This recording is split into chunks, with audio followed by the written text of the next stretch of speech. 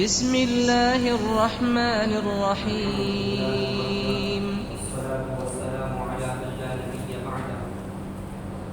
أعوذ بالله من الشيطان الرجيم. بسم الله الرحمن الرحيم.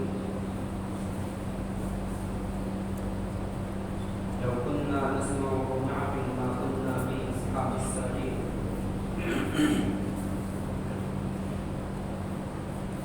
صدق الله العظيم وصدق رسوله النبي الكريم ونحن على ذلك لمن الشاهدين والشاكرين والحمد لله رب العالمين.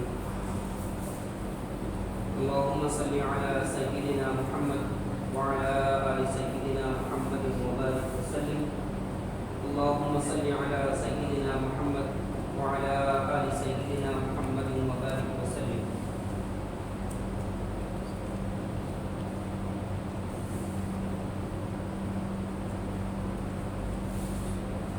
اللہ تبارک و تعالیٰ کا احسان اور کرم ہے کہ اللہ رب العزت نے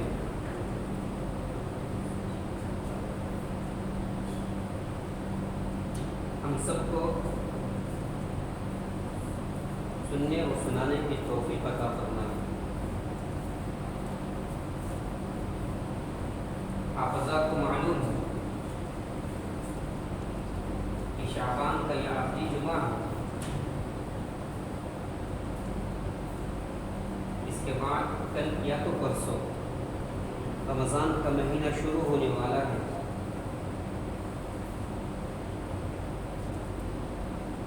انسان کو چاہیے رمضان کا مہینہ شروع ہونے سے پہلے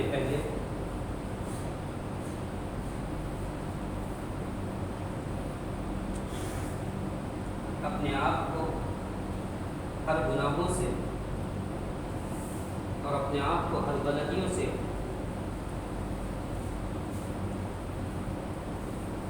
بچائے. 11 مہینے ہم نے یوں ہی گزار دیے. ایک مہینہ ہمیں اللہ کے لیے گزارنا ہے. میں نے خطبے کے اندر جو آیت کریمہ تلاوت کی ہے اس آیت کے تحت آپ حضرات کے سامنے عرض کیا جائے گا.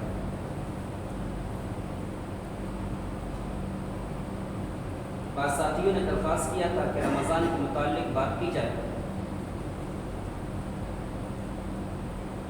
لیکن خطبے کے اندر آنے والا جو جمعہ ہوگا اس میں رمضان کا ٹاپک بیان کیا گیا ہے.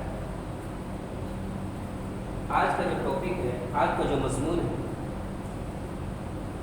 اللہ تبارک و تعالیٰ نے انسان کو عقل عطا فرمائی. اللہ تبارک و تعالیٰ نے انسان کو دل عطا فرمائی.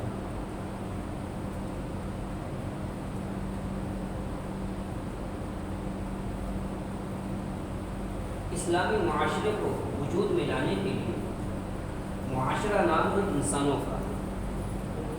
جہاں پر بھی انسان بستے ہیں تو معاشرہ کہا جاتا ہے, تو سوسائٹی کہا جاتا ہے. اگر معاشرے کے اندر انسان نہ ہو تو معاشرہ نہیں کہلاتا, تو سوسائٹی نہیں کہلاتی, جنگل و بیابان کہلاتا ہے. تو معاشرے کو اسلامی معاشرہ بنانے کے لیے انسان کو اپنے آپ کو بدلنے کی کوشش کرنا چاہیے. جیسا کہ جناب محمد رسول اللہ صلی اللہ علیہ وسلم کو اللہ تبارک و تعالیٰ نے حکم دیا تھا, وَأَنذِرْ عَشِيرَتَكَ الْأَقْرَبِينَ, کہ محمد صلی اللہ علیہ وسلم آپ قریبی رشتہ داروں کو ڈرائیے. ایک آدمی اپنے آپ کو بنانے کی کوشش کرتا ہے, ایک آدمی بنتا اور سنورتا ہے, ایک کے بعد اس کا گھر بنتا ہے, گھر کے بعد اس کا پڑوسی بنتا ہے, پڑوسی کے بعد اس کا معاشرہ بنتا ہے. تو پھر پورا ماحول کیا ہو جاتا ہے, اسلامی معاشرہ بن جاتا ہے. اللہ تبارک و تعالیٰ نے انسان کو جو عقل عطا فرمائی اور جو دل عطا فرمایا, جو نفس عطا فرمایا, انسان اپنے عقل کو اور اپنے نفس کو اسلامی دائرے کے مطابق جب گزارتا ہے، انسان اچھا انسان بن جاتا ہے، انسان اچھا انسان بن جاتا ہے۔ جب انسان اپنی عقل کو اور اپنے سوچ کو اور اپنے دل کو شریعت اور سنت سے ہٹا کر منمانی طریقے سے زندگی گزارتا ہے، تو پھر انسان کے اندر اور جانور کے اندر کوئی فرق نظر نہیں آتا۔ اسی کو اللہ والوں نے فرمایا، اجتماعی زندگی کی بنیاد عقل کے اوپر منحصر ہے۔ آج مسلمانوں کے اندر اجتماعیت نہیں ہے، مسلمانوں کے اندر اجتماعیت نہیں ہے۔ مسلمان ایک پلیٹ فارم پر جمع نہیں ہو رہا ہے۔ اس کی سب سے بڑی وجہ یہ ہے کہ مسلمان کے عقل کے اندر اور مسلمان کے دل کے اندر تضاد پایا جا رہا ہے۔ ایک انسان کا ظاہر ہوتا ہے، ایک انسان کا باطن ہوتا ہے۔ انسان کا ظاہر جیسا ہونا چاہیے، انسان کا باطن اس سے اچھا ہونا چاہیے۔ اس آپ اپنے سر کے اوپر اے سی دیکھ رہے ہیں، اے سی کا ایک ظاہر ہے، ایک باطن ہے۔ پنکھے کا ایک ظاہر ہے، ایک باطن ہے۔ جب تک اس کا باطن، اس کا اندرونی سامان صحیح رہے گا، وہ ہمیں فائدہ پہنچائے گا۔ اگر اندرونی سامان خراب ہو گیا تو کچرے کے بھاؤ کے اندر کوئی اس کو لینے کی تیار نہیں۔ ایسے ہی انسان کا ایک ظاہر ہے، انسان کا ایک باطن ہے۔ انسان نے اپنے ظاہر کو سنوار لیا، ظاہر کو بنا لیا، لیکن انسان کا باطن نہیں بنا، انسان کا باطن نہیں نکھرا، انسان کا باطن نہیں مجلہ اور مصفہ ہوا۔ اللہ تبارک و تعالیٰ کے نزدیک یہ انسان قابل رحم نہیں ہے۔ اس لیے انسان کو چاہیے انسان اپنے ظاہر کو بھی بنائے، انسان اپنے باطن کو بھی بنائے۔ اللہ نے فرمایا وَذَرُوا ظَاهِرَ الْإِثْمِ وَبَاطِنَهُ، وَذَرُوا ظَاهِرَ الْإِثْمِ وَبَاطِنَهُ، انسان کے ظاہر کے اثرات انسان کے باطن کے اوپر پڑتے ہیں۔ اسی لیے آپ نے دیکھا ہوگا کہ بچپن سے اگر کسی بچے کو شرعی لباس پہنایا جائے، شرعی لباس پہنایا جائے تو بچہ بڑے ہونے تک شرعی لباس کو پسند کرتا ہے۔ اگر بچپن سے ہی ہم نے بچے کو یہود و نصارہ کا لباس پہنانا شروع کر دیا، بچپن سے ہی بچے کو اسکرٹ وغیرہ پہنانا شروع کر دیا، اب بڑے ہونے کے بعد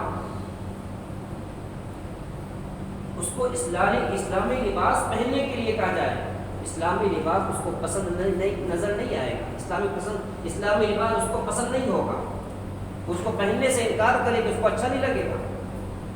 اس کی وجہ کیا ہے؟ بچپن سے ہی اگر تربیت کی جائے، بچپن سے ہی اسلامی ماحول کے اندر ڈالا جائے تو بچہ بڑے ہو کر اسلامی معاشرے کا ایک فرد بن جاتا ہے۔ تو اللہ کے رسول صلی اللہ علیہ وسلم نے فرمایا، جیسے انسان کے اندر اللہ تبارک و تعالیٰ نے ایک ظاہر رکھا ہے، ایک باطن رکھا ہے، انسان کا ظاہر بھی اچھا ہونا چاہیے، انسان کا باطن بھی اچھا ہونا چاہیے۔ اسی لیے آپ صلی اللہ علیہ وسلم نے مثال کے طور پر فرمایا، جب انسان کی روح نکلتی ہے، انسان کی روح نکلتی ہے، اگر انسان کے اوپر انسان 3 چیزوں سے بری ہو، پہلی چیز تکبر، یعنی اس کے اندر تکبر نہیں ہونا چاہیے، اس کے اندر بڑائی نہیں ہونا چاہیے۔ دوسرا، اس کے اوپر قرض نہیں ہونا چاہیے۔ تیسرا، وہ امین ہونا چاہیے۔ 3 چیزیں آپ صلی اللہ علیہ وسلم نے فرمایا، جب انسان کی روح انسان کے اندر سے نکلتی ہے، اگر وہ قرض سے بری ہو، خیانت سے بری ہو، اس کے اندر تکبر جیسے صفت نہ ہو، اللہ تبارک و تعالیٰ اس کو ڈائریکٹ جنت کے اندر پہنچا دیتے ہیں۔ پتہ نہیں چلا، تکبر بہت خراب بیماری ہے، تکبر بہت بڑی بیماری ہے۔ انسان کے اندر تکبر ہے، انسان کے اندر اگر تکبر ہوگا تو تکبر کی وجہ سے اللہ تبارک و تعالیٰ اس کو جنت کے اندر داخل نہیں فرمائیں گے، جنت کے اندر داخل نہیں فرمائیں گے۔ اب اللہ کے رسول صلی اللہ علیہ وسلم نے فرمایا، حدیث قدسی ہے، اللہ فرماتا ہے التکبر ردائی، التکبر ردائی، تکبر میری چادر ہے، وہ عظمت ازاری، اور عظمت میری ازار ہے۔ تکبر اللہ کی چادر ہے، عظمت اللہ کی ازار ہے۔ آپ صلی اللہ علیہ وسلم نے فرمایا دنیا کے اندر جو بھی انسان تکبر کرتا ہے، جو بھی انسان تکبر کرتا ہے، اپنے آپ کو بڑا سمجھتا ہے، اپنے آپ کو سب سے اچھا سمجھتا ہے، اللہ تبارک و تعالیٰ اس کو کیا کریں گے؟ جہنم کے اندر داخل فرما دیں گے۔ تکبر کرنا حرام ہے، تکبر کرنا گناہ کبیرہ ہے، تکبر اللہ کو ناپسندیدہ ہے۔ اسی لیے آپ صلی اللہ علیہ وسلم نے فرمایا انسان کے اندر عاجزی انسان کو اچھی لگتی ہے۔ دوسری چیز فرمائی قرض۔ آج انسان قرض، آج کوئی انسان ایسا ہوگا جو قرض کے اندر مبتلا نہ ہو۔ ایک قرض وہ ہوتا ہے کہ انسان کسی سے ضرورت کے تحت کسی سے ادھار لے، ہاتھ بدل لے، لیکن لینے کے وقت میں انسان کی نیت یہ ہونی چاہیے اے اللہ مجھے دینے کی توفیق عطا فرما، اے اللہ مجھے دینے کی توفیق عطا فرما، میں مجبوری میں دوسروں کے سامنے ہاتھ پھیلا رہا ہوں، اے اللہ جب آپ مجھے جلدی سے جلدی دینے کی توفیق عطا فرما۔ خدا کی قسم جب انسان قرض اس نیت سے لیتا ہے اللہ تبارک و تعالیٰ اس کو دینے کی توفیق عطا فرما دیتے ہیں۔ اگر انسان دینے کے وقت میں نیت کر لے اب میں دوبارہ دوں گا نہیں، تو پوری زندگی اللہ تبارک و تعالیٰ اس کو دینے کی توفیق نہیں دیتے۔ تو قرض یہ بھی بہت بڑی بیماری ہے۔ آج انسان تھوڑی تھوڑی باتوں پر قرضہ لینا شروع کر دیتا ہے۔ انسان چلو ہم نے کسی سے ہاتھ بدل لے لیا، کسی سے کچھ قرضے کے طور پر لے لیا، لیکن آج انسان گھر بنانے کے لیے، گاڑی کے لیے بینک کا قرض لے لیتا ہے۔ اب قرض لینے کے بعد اب دیکھیے، اب پوری تاریخ اٹھا کر دیکھیے اور قرآن کریم کو اٹھائیے، اللہ تبارک و تعالیٰ نے فرمایا سود انسان کو ہمیشہ گھٹاتا ہے اور صدقہ انسان کو ہمیشہ بڑھاتا ہے۔ سود کے اندر پیسہ زیادہ دکھتا ہے اور صدقے کے اندر پیسہ جاتا ہوا نظر آتا ہے، لیکن اللہ کے رسول صلی اللہ علیہ وسلم نے فرمایا صدقہ ہمیشہ بڑھتا ہے، سود ہمیشہ گھٹتا ہے۔ سود لینے والا، سود دینے والا ہمیشہ کیا ہو جاتا ہے؟ گھاٹے کے اندر ہی جاتا رہتا ہے۔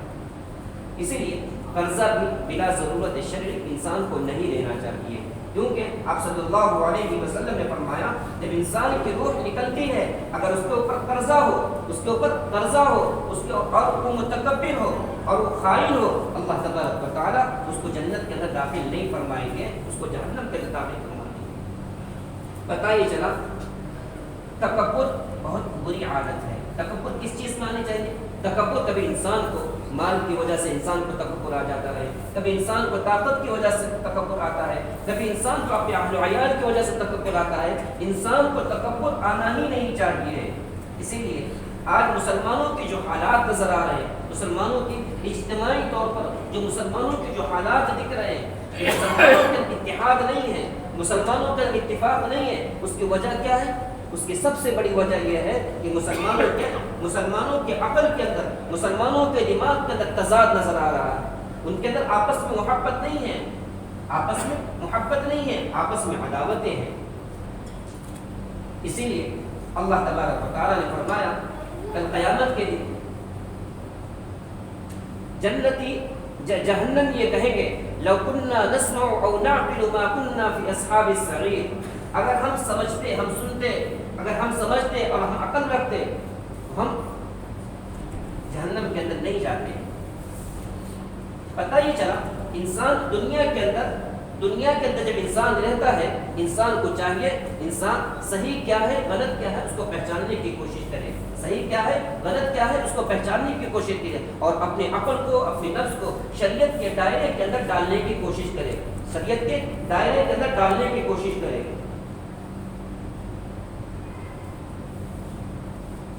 اب آپ صلی اللہ علیہ وسلم نے فرمایا جیسے اللہ تبارک و تعالیٰ کے نزدیک سب سے پسندیدہ انسان وہ ہے جس کے اندر تکبر نہ ہو، جس کے اندر خیانت نہ ہو، جو سر کے اوپر کسی کا بوجھ نہ ہو، سر کے اوپر کسی کا بوجھ نہ ہو۔ اور اللہ تبارک و تعالیٰ کے نزدیک سب سے زیادہ خراب انسان، سب سے زیادہ مبغوض انسان کون ہے؟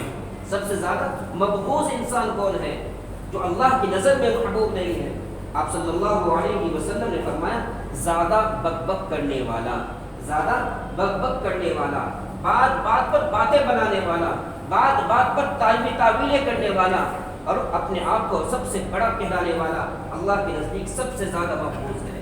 یعنی ہر انسان یہ چاہتا ہے کہ میں سب سے اچھا سمجھا جاؤں، میں سب سے اچھا سمجھا جاؤں، بات کے اندر اچھے، ہر چیز کے اندر میں سب سے اچھا سمجھا جاؤں، لیکن نہیں زیادہ بک بک کرنے والا اور سخت مجاز یہ بھی اللہ تبارک و تعالیٰ کو پسند نہیں ہے۔ اللہ تبارک و تعالیٰ نے انسان کو نرم بنایا ہے، انسان کو منی کے قطرے سے بنایا ہے۔ انسان کو چاہیے انسان کے اندر عاجزی اچھی لگتی ہے، انسان کے اندر نرمی اچھی لگتی ہے۔ انسان اگر سخت مجاز ہوگا، سخت مجاز بھی اللہ تبارک و تعالیٰ کو پسند نہیں ہے۔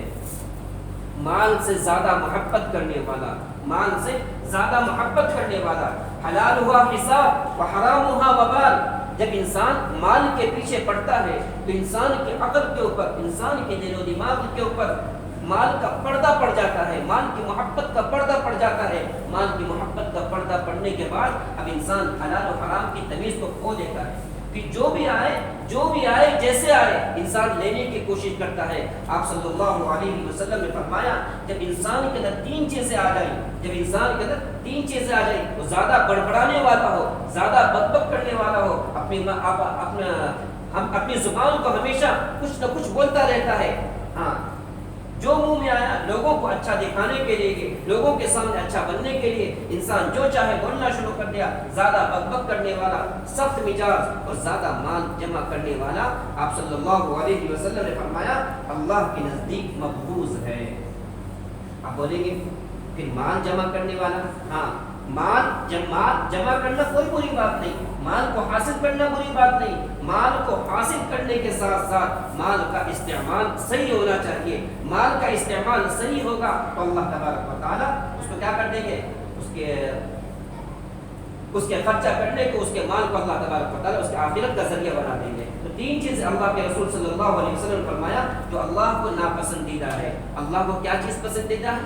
اللہ کو کون سی چیز پسندیدہ ہے؟ اللہ کے رسول صلی اللہ علیہ وسلم نے فرمایا احسنکم اخلاقا، احسنکم اخلاقا، تمہارے نزدیک، تمہارے اندر سے جس کے اخلاق سب سے اچھے ہیں، جس کا لین دین سب سے اچھا ہے، جس کا ویوہار سب سے اچھا ہے، جس کا کیریکٹر سب سے اچھا ہے، وہ اللہ کے نزدیک سب سے زیادہ پسندیدہ ہے۔ بتائیے چلا آج اگر ہم غور کریں، ہم اپنے اخلاق کو دیکھیں، اپنے کیریکٹر کو دیکھیں، ہم کس درجے میں پائے جاتے ہیں؟ اب متکبرین کی تین مثالیں صاحب کتاب نے لکھی ہیں۔ ایک تو متکبر وہ ہوتے ہیں جو اللہ کے احکام کی روگردانی کرتے ہیں، اللہ کو نہیں مانتے، اللہ کے احکام کو نہیں مانتے۔ ان کے بارے میں اللہ تبارک و تعالیٰ نے فرمایا وہ ہمیشہ جہنم کے اندر جائیں گے، وہ ہمیشہ جہنم کے اندر جائیں گے۔ جو کفار وغیرہ ہیں جو اللہ کے احکامات کو نہیں مانتے، ایک وہ ہے جو اللہ کو تو مانتے ہیں لیکن نبی کو نہیں مانتے، نبی کے طریقوں کو نہیں مانتے، جیسے یہود و نصارہ، عیسائی اللہ کو تو مانتے ہیں، نبی کو نہیں مانتے، نبی کے طریقوں کو نہیں مانتے۔ اللہ کے رسول صلی اللہ علیہ وسلم نے فرمایا کہ دوسری قسم کے متکبر لوگ جو اللہ اس کے رسول کے احکام کو نہیں مانتے، اللہ کے رسول کو نہیں مانتے، یہ بھی ہمیشہ جہنم کے اندر جائیں گے۔ تیسرے وہ ہیں جو نماز، روزہ، زکوٰۃ، حج سب کچھ کرتے ہیں، نماز، روزہ، زکوٰۃ، حج سب کچھ کرتے ہیں، لیکن سب کچھ کرنے کے ساتھ ساتھ اللہ کے بندوں کے اوپر تکبر جتاتے ہیں، اللہ کے بندوں کے ساتھ بڑائی کا معاملہ کرتے ہیں، اللہ کے بندوں کے ساتھ عزت کا کھلواڑ کرتے ہیں۔ اللہ تبارک و تعالیٰ نے فرمایا جو انسان مخلوق کے ساتھ بھی ایسا ویوہار کرتا ہے، ایسا طریقہ اختیار کرتا ہے، اللہ تبارک و تعالیٰ کے نزدیک ایسے بندے بھی اللہ کے نزدیک پسندیدہ نہیں ہے۔ یہ متکبرین میں شامل ہے۔ اور متکبر کون ہے؟ تکبر کرنا اللہ کے نزدیک حرام ہے۔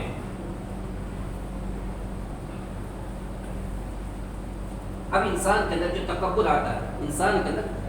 آتا ہے، ایک حب جاہ، حب مال۔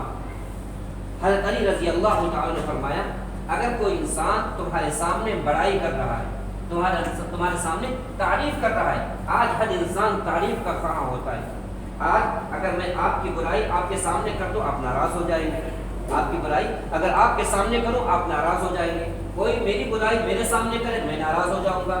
ہر انسان تعریف کا خواہاں ہے، ہر انسان تعریف کا خواہاں ہے۔ حضرت علی رضی اللہ تعالیٰ عنہ نے فرمایا اگر کوئی انسان تمہارے منہ کے اوپر تعریف کر رہا ہے، تمہاری بڑائی بیان کر رہا ہے، تمہاری اچھائی بیان کر رہا ہے، تم اس کے منہ کے اندر مٹی ڈال دو، تم اس کے منہ کے اندر مٹی ڈال دو۔ پتہ یہ چلا انسان اپنی ظاہری اپنے آپ کو بڑا پن بتانے کے لیے یا اپنے کسی اعمال کے ذریعے یا اپنے کسی فعل کے ذریعے اپنے آپ کو بڑا بنانے کی کوشش کرے گا، اللہ تبارک و تعالیٰ ایسے شخص کو بھی پسند نہیں فرماتے ہیں۔